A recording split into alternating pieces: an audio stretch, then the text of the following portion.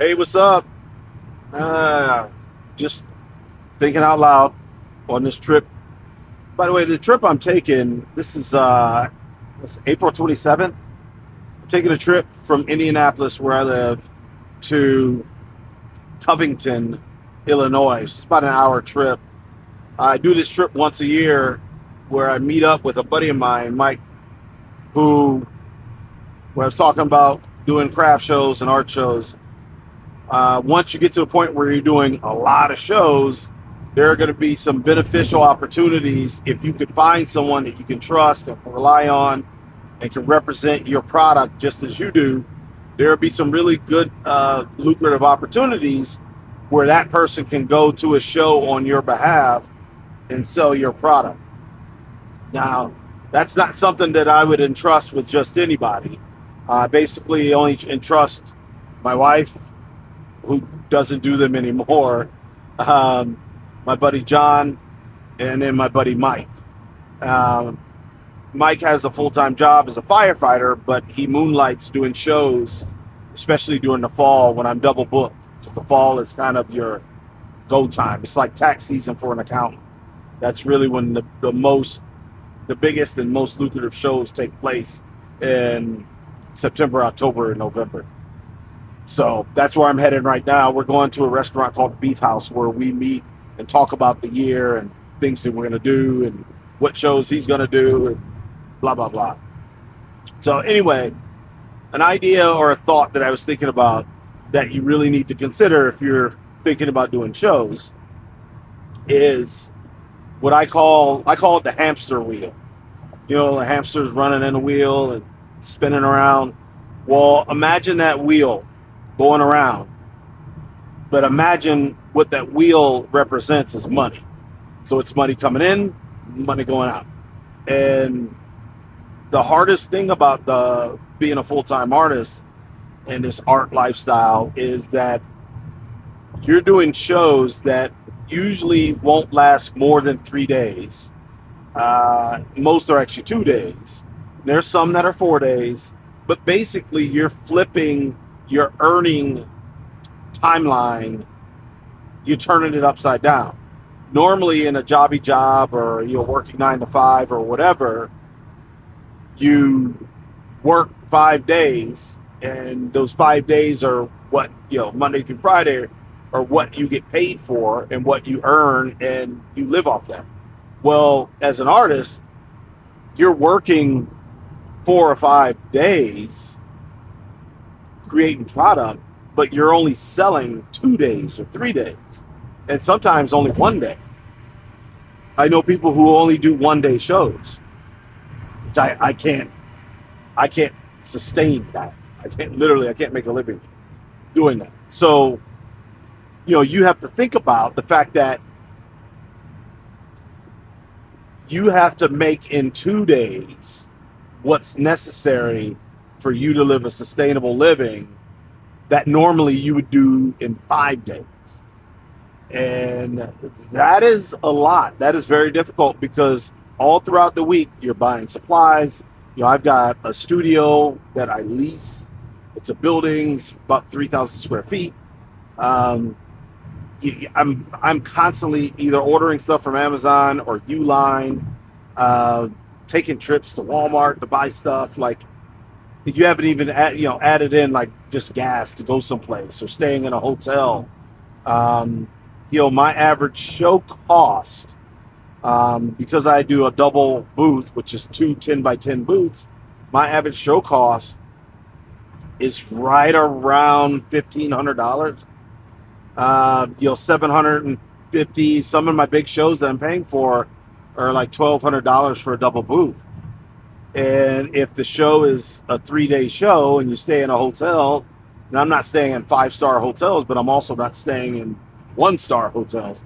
So, you stay in a 3.2, 3.5 hotel, that's about 180 to 200 bucks a night, 3 nights at 600 bucks.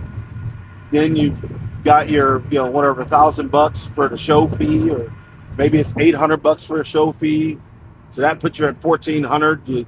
probably, 2 or 3 tanks of gas is another $150. Then you got to eat. I usually pack lunch, and I usually go out to dinner. I pack lunches that I eat during the day, and then I go out to dinner with friends and stuff like that. So you're at $2,000 for an average 3-day show. So that money wheel is churning at the show. And what if the show gets rained out? Or what if it's super, super hot and people are just having trouble going out and shopping, or they just don't feel good walking around carrying bags of goods because they're sweating and hot and, it's uncomfortable. So, you have to consider the money wheel, and what that money wheel also entails is like, what do you sell? I know people that do artisanal soaps and bath bombs and body oils and things like that. Well, if you're selling a bar of soap for $8 or $9 or maybe $10, I don't know what the cap is on what you can sell a bar of soap for, but if you make a strawberry lavender bar of soap and you use hydrated strawberries and oils, and this bar of soap has a shelf life, and if you're selling it for $10 even, which I would imagine would be pretty high, and it tastes or it smells like a strawberry shortcake, and you've got rose petals and strawberries in it, and you spend tons of time making it and cutting it and packaging it, and you can still only sell it for so much, how many of those bars of soap do you have to sell to be able to make a profit at a show that costs you $700 to be there, and then another $600 for a hotel, and you got gas and food and lodging, and are you gonna sell 300 bars of soap at $8? That's $2,400. Is that $2,400? Is that worth it when it costs you, $1,500 to be there? Like, that's just not a good P&L or good profit and loss margin, and that's something that you have to think about. Can you travel and do this? Because it's very difficult. I live in Indianapolis, love the city, but Indiana is not a hotbed of great arts and crafts shows or art shows in general. There's probably 3 that would rate on the Richter scale, and of those 3, they're very selective about whom they bring in.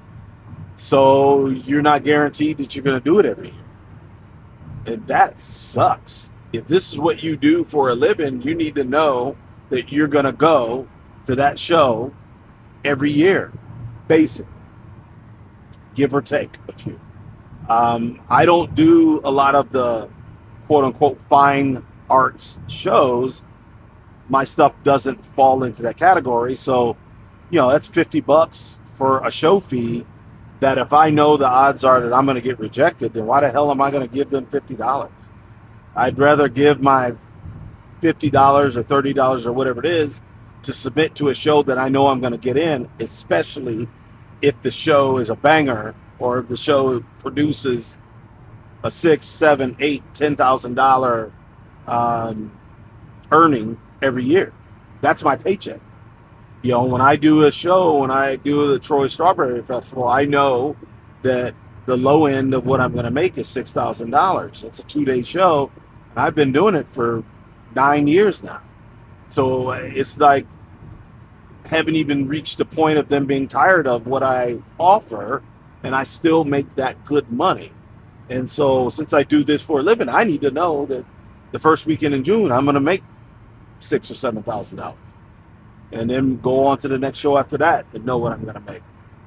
So think long and hard about your money wheel. Whatever you're doing, whatever you're selling, you have to be able to sell it at a reasonable enough price that you can get enough of the masses to buy it, that you can earn enough to make it worth your time to do it.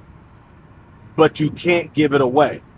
And there's a real weird balancing act that you have to strike. And also along the money wheels conversation is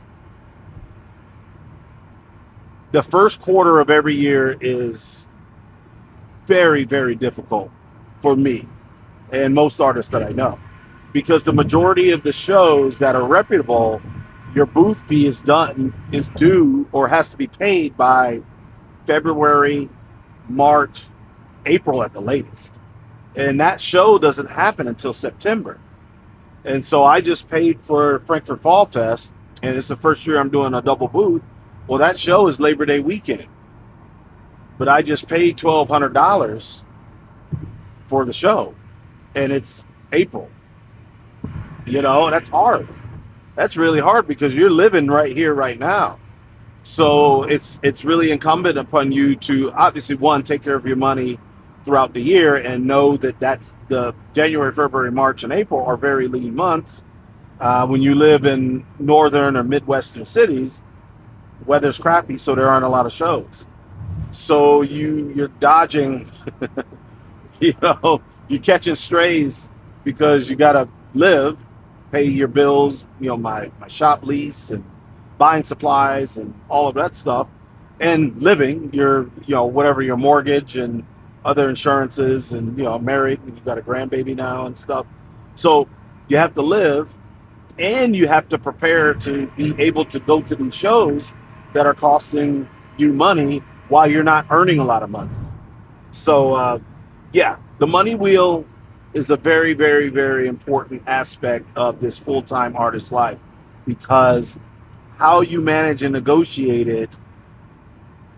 it's a business. It directly impacts your ability to be profitable or not. It's not that difficult if you're doing 25 or 30 shows. It's not difficult relatively to earn, 6 figures, 100 grand, 120 grand, 115 grand, whatever, 102 grand.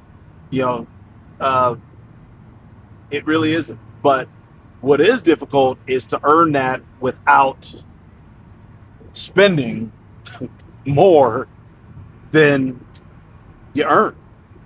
You'd be amazed at how much it costs to be a full-time traveling artist. It costs a lot of money. I've probably already spent 6 grand just in show fees, and I'm halfway through my year. So I think I spent 12 grand on show fees last year. And last year was a down year by most people's estimation. So, something to think about. The money wheel is important. It's always churning. Just imagine yourself as a hamster running on a wheel, and the wheel represents money. It's coming in and spitting out. So how do you navigate that? It's important. All right.